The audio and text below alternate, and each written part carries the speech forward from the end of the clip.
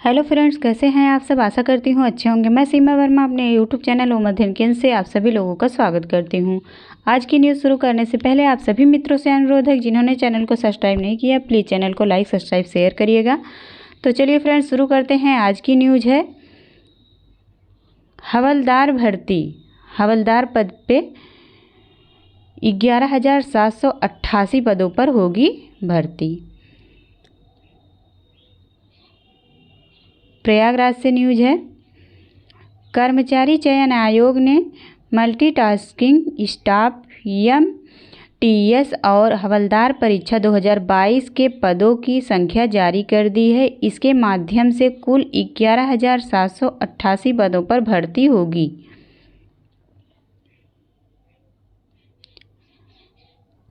इनमें अनारक्षित के 5,098 और OBC के 3,157, SC के 1,437, EWS के 1,245 व ST के 851 पद भरे जाएंगे। MTS में 18 से 25 आयु वर्ग में 8519 व 18 से 27 आयु वर्ग में 2740 पदों पर भर्ती होगी। जबकि central ward of indirect taxes and custom में हवलदार के 529 पद भरे जाएंगे। आवेदन के समय पदों की संभावित संख्या 11,409 बताई गई थी। हालांकि केंद्र सरकार ने विभिन्न मंत्रालयों और विभागों एवं कार्यालयों से अंतिम रूप से सूचना प्राप्त हुई। इसमें पदों की संख्या 379 का इजाफा हुआ है। विभागीय परीक्षा के लिए मांगे गए आवेदन।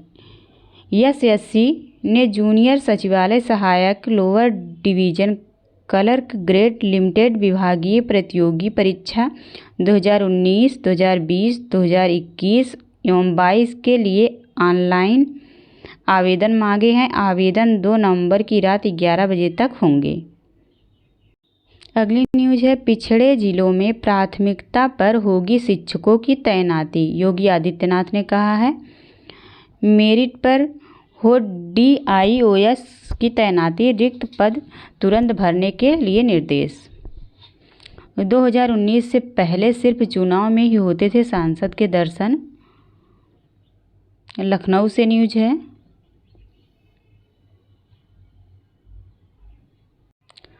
मुख्यमंत्री योगी आदित्यनाथ ने निर्देश दिया है कि पिछड़े आकांक्षात्मक जिलों में चल रहे सभी बेसिक, माध्यमिक, उच्च प्राविधिक व व्यावसायिक शिक्षण संस्थानों में प्राथमिकता के साथ पर्याप्त शिक्षकों की तैनाती की जाए। शिक्षण संस्थानों में कहीं भी शिक्षकों व अन्य मानव संसाधनों का अभाव न हो।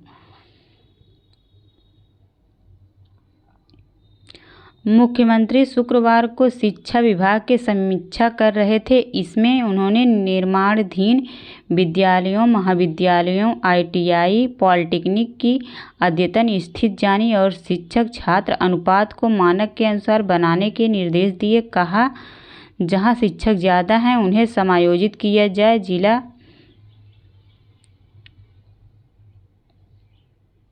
विद्यालय निरीक्षकों की तैनाती में मेरिट का ध्यान रखें। जहां पद खाली हैं वहां तत्काल तैनाती की जाए। CM ने कहा कि कक्षा 6 से कक्षा 8 तक चल रहे 746 कस्तूरबा गांधी बालिका विद्यालयों के उच्चीकरण का काम जल्द पूरा किया जाए। इनमें 136 का उच्चीकरण किया गया है। दिसंबर तक यहां शिक्षकों की नियुक्ति प्रक्रिया भी पूरी की जाए। 57 जिलों में एक मुख्यमंत्री मॉडल कंपोजिट विद्यालय स्थापना की तैयारी तेज करे। इसके परिसर के लिए 5 से 10 एकड़ की भूमि चिन्हित की जाए। गोरखपुर सैनिक स्कूल में प्रवेश अगले साल से। मुख्यमंत्री ने गोरखपुर में निर्माणाधीन प्रदेश के चौथे सैनिक स्कूल का निर्माण दिसंबर तक पूरा करने का निर्देश दिया है। कहा दिसंबर में प्रवेश परीक्षा कराकर सत्र 2024-25 के यहाँ पठन पाठन शुरू किया जाए। साथ ही कहा कि नए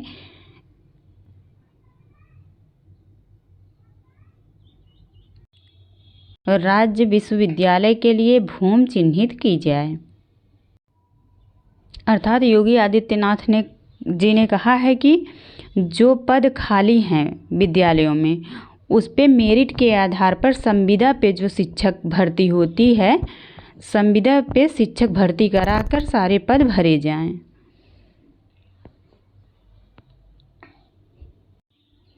अगली न्यूज़ है, नई भर्ती होने तक सेवानिवृत्त शिक्षकों की ली जाए सेवाएं। जो शिक्षक रिटायर हो गए हैं, जब तक जो है नई शिक्षक भर्ती नहीं हो जाती है, नए टीचर नहीं कॉलेजों में पहुंच जाते हैं, तब तक जो शिक्षक सेवानिवृत्त हो गए हैं उन्हीं से ही पढ़वाया जाए। मुख्यमंत्री ने 219 नवनियुक्त प्रधानाचार्यों को बांटे नियुक्ति पत्र।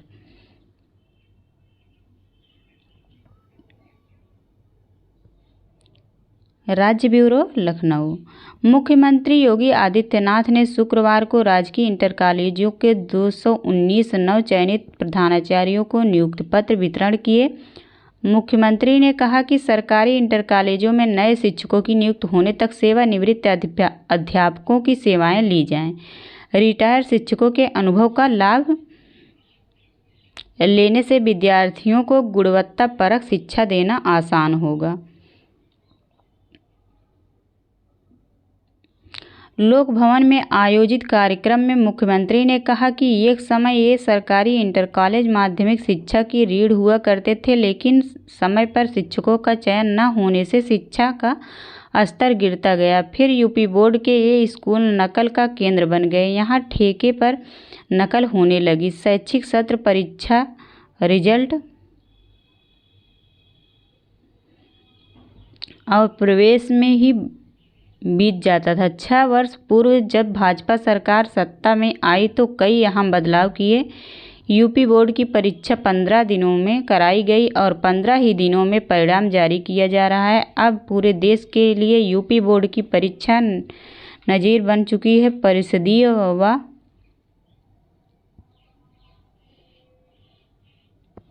सरकारी माध्यमिक स्कूलों में 1.68 लाख शिक्षकों की भर्ती की गई। योगी ने नसीहत देते हुए कहा कि अगर इन स्कूलों की छवि अच्छी बनानी है तो विद्यार्थियों को स्कूल की छुट्टी के बाद कम से कम 1 घंटा अतिरिक्त पढ़ाएं। इन्हें प्रतियोगी परीक्षाओं की तैयारी कराएं। विद्यार्थियों को जिलों की आवश्यकता उनकी रुचि के अनुरूप स्किल डेवलपमेंट की कोर्स भी पढ़ाया जाए। 3 से 6 महीने के शॉर्ट टर्म कोर्स शुरू करें। यूपी को दोबारा शिक्षा का हब बनाने का प्रयास करें। माध्यमिक शिक्षा राज्य मंत्री स्वतंत्र प्रभार गुलाब देवी ने कहा कि शिक्षक अपने दायित्वों का पूरी ईमानदारी से निर्वहन करे। कार्यक्रम में मुख्य सचिव दुर्गा शंकर मिश्र, अपर मुख्य सचिव माध्यमिक शिक्षा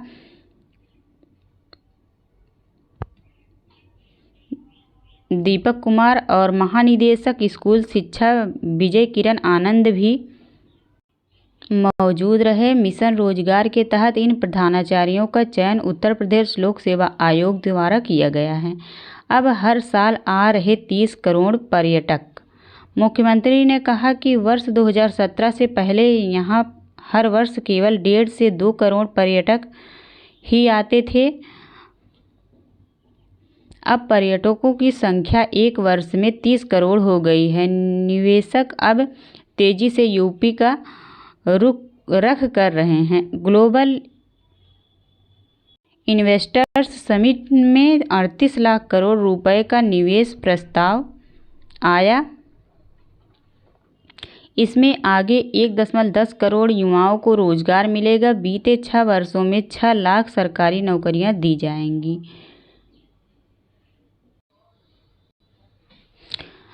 अगली न्यूज़ है, विधान परिषद सचिवालय भर्ती की सीबीआई जांच पर सुप्रीम रोक। इलाहाबाद हाई कोर्ट ने भर्ती की सीबीआई जांच के आदेश दिए थे, उस पे जो है अब रोक लग चुकी है।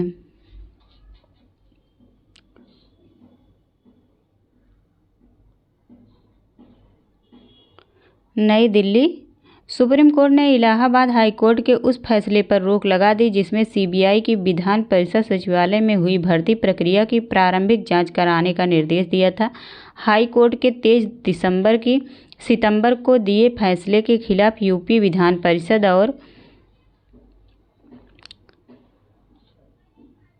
राज्य सरकार की विशेष अनुमति याचिकाओं एसएलपी पर जस्टिस हृषिकेश राय और जस्टिस संजय करोल की पीठ ने यह अंतरिम आदेश दिया। पीठ ने मामले में सर्वाधिक पक्ष को नोटिस भी जारी कर 4 सप्ताह में जवाब मांगा। पीठ ने 20 नवंबर को सुनवाई की अगली तारीख तय की। मामले में विधान परिषद सचिवालय भर्ती एवं सेवा शर्तें नियमावली 1976 में सरकार ने 2019 में संशोधन किया था। इस संशोधन के जरिए उत्तर प्रदेश लोक सेवा आयोग को भर्ती प्रक्रिया से हटा दिया गया था। मौजूदा मामले में विधान परिषद सचिवालय में कर्मचारियों की भर्ती प्रक्रिया को कुछ विफल अभ्यर्थियों की ओर से चुनौती दी गई थी। हाईकोर्ट की एकल पीठ ने मामले को खारिज कर दिया था, लेकिन जब मामला खंडपीठ के समक्ष अपील में गया तो उसने विधानसभा और परिषद के कर्मचारियों के लिए भर्ती प्रक्रिया की निष्पक्षता पर संदेह व्यक्त किया। इसके बाद हाईकोर्ट की खंडपीठ ने सीबीआई को मामले की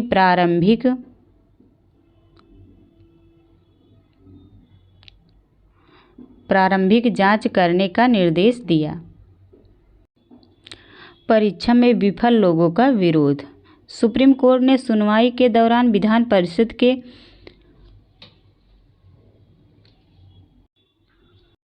वकील मुकुल रोहतगी ने कहा कि 2019 में हुए संशोधन के जरिए परिषद को चयन समिति के माध्यम से पदों को भरने का अधिकार दिया गया है। इस संशोधन के तहत परिषद के चेयरमैन भर्ती के उद्देश्य से किसी बाहरी एजेंसी का उपयोग करने को विकल्प चुन सकते हैं। कुछ अभ्यर्थियों ने भर्ती की परीक्षाओं में भाग लिया था। शुरुआत में वे इस प्रक्रिया से संतुष्ट थे। जब वे सफल नहीं हुए तो परीक्षा की वैधता को ही चुनौती दे दी। रोहतगी ने इसे आधार पर सीबीआई जांच पर रोक लगने की मांग की। Thank you all of you. आप लोगों को जानकारी अच्छी लगी हो तो प्लीज़ चैनल को लाइक, सब्सक्राइब, शेयर करिएगा। धन्यवाद।